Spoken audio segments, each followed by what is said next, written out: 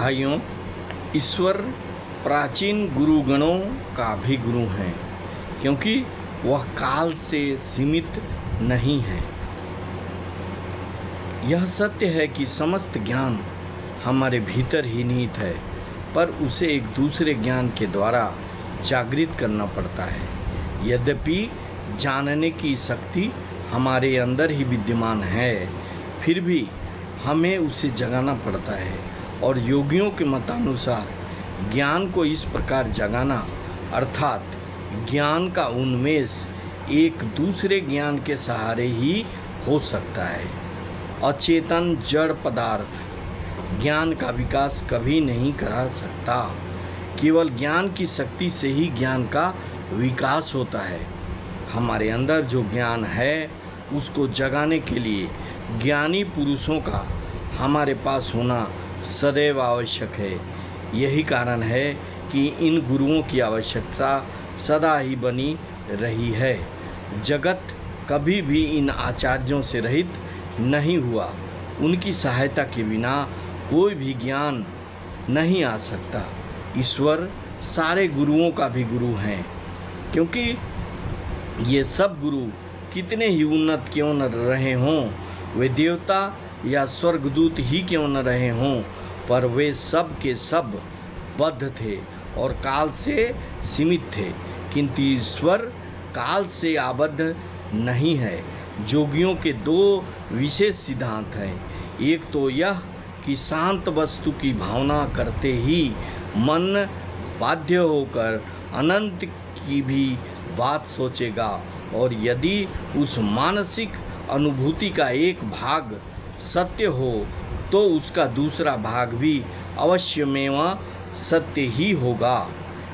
इसलिए कि जब दोनों उस एक ही मन की अनुभूतियां हैं तो दोनों अनुभूतियों का मूल्य समान ही होगा।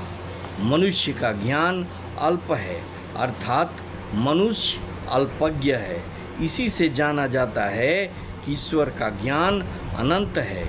ईश्वर अनंत ज्ञान संपन्न है। यदि हम इन दोनों अनुभूतियों में से एक को ग्रहण करें तो दूसरे को भी क्यों न ग्रहण करेंगे। युक्ति तो कहती है या तो दोनों को मान लो या फिर दोनों को छोड़ दो। यदि मैं विश्वास करूं कि मनुष्य अल्प ज्ञान संपन्न है तो मुझे यह भी विश्वास मानना पड़ेगा कि इसके पीछे कोई असीम ज्ञान संपन्न पुरुष है। दूसरा सिद्धांत यह है कि गुरु बिना कोई भी ज्ञान नहीं हो सकता। आजकल के दार्शनिकों का जो कथन है कि मनुष्य का ज्ञान उसके स्वयं के भीतर से उत्पन्न होता है, यह सच है। सारा ज्ञान मनुष्य के भीतर ही विद्यमान है, पर उस ज्ञान के विकास के लिए कुछ अनुकूल परिस्थितियों की आवश्यकता होती है। हम गुरु के बिना कोई ज्ञान प्राप्त नहीं कर सकते। अब बात यह है कि यदि मनुष्य, देवता अथवा कोई स्वर्गदूत हमारे गुरु हों तो वे भी तो ससीम हैं। फिर उनसे पहले उनके गुरु कौन थे? हमें मजबूर होकर यह चरम सिद्धांत स्थिर करना ही होगा कि एक ऐसा गुरु है जो काल के द्वारा सीमाबद्ध या अविच्छिन्न नहीं है। उन्हीं अनंत ज्ञान संपन्न गुरु को, जिनका आदि भी नहीं और अंत भी नहीं, ईश्वर कहा जाता है। ओंकार ईश्वर का वाचक है। ओम शब्द का ही उल्लेख क्यों किया जाता है? ईश्वर इस भाव को व्यक्त करने के लिए सैकड़ों शब्द हैं। एक भाव के साथ हजारों शब्दों का संबंध है। किसी शब्द के लिए हम कुंडलनी और तालु का ध्वनि के आधार रूप में व्यवहार करते हैं। क्या ऐसा कोई मौलिक ध्वनि है जिसकी अन्य सब ध्वनियाँ अभिव्यक्ति हैं, जो स्वभावतः ही दूसरी सब ध्वनि को समझा सकती है? हाँ, वह शब्द है ओम। ओम ही वह ध्वनि है। वही सारी ध्वनि की भीति स्वरूप है। उसका प्रथम अक्षर अ सभी ध्वनि का मूल है। वह सारी ध्वनियों की कुंजी के समान है। वह जिह्वा या तालु के किसी अंश को स्पर्श किए बिना ही उच्चारित होता है। म ध्वनि श्रृंखला की अंतिम ध्वनि है।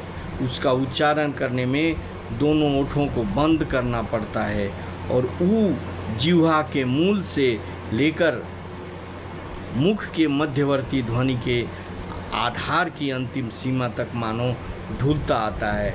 इस प्रकार ओम शब्द के द्वारा ध्वनि उत्पादन की संपूर्ण क्रिया प्रकट हो जाती है। अतएव वही स्वाभाविक वाचक ध्वनि है, वही सब विभिन्न ध्वनियों की जननी है। जितने प्रकार के शब्द उच्चारित हो सकते हैं, हमारी ताकत से जितने प्रकार के शब्द के उच्चारण की संभावना है, ओम उन सभी का सूचक है। यह शब्द तात्विक चर्चा छोड़ देने पर भी हम देखते हैं कि हमारे देश में जितने सारे विभिन्न धर्म भाव हैं, यह ओंकार उन सब का केंद्र स्वरूप है।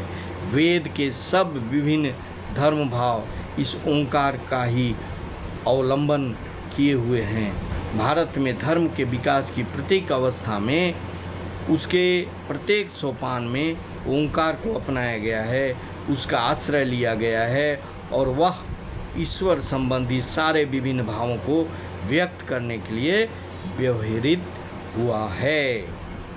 इसलिए कहा गया है कि ओंकार शब्द ईश्वर की वाणी है।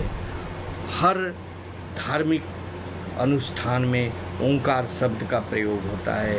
ओंकार या ओम शब्द एक पवित्र शब्द है जो ईश्वर का द्योतक है, ईश्वर के आविर्भाव का स्रोत है। इसलिए यह ओंकार शब्द या ओम शब्द हमारे लिए बहुत पवित्र है।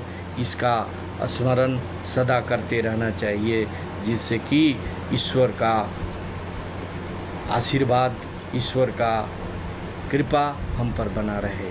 अगर यह वीडियो भाइयों अच्छा लगे तो इसे सब्सक्राइब करेंगे, शेयर करेंगे, लाइक करेंगे, साथ ही साथ कमेंट करना न भूलेंगे।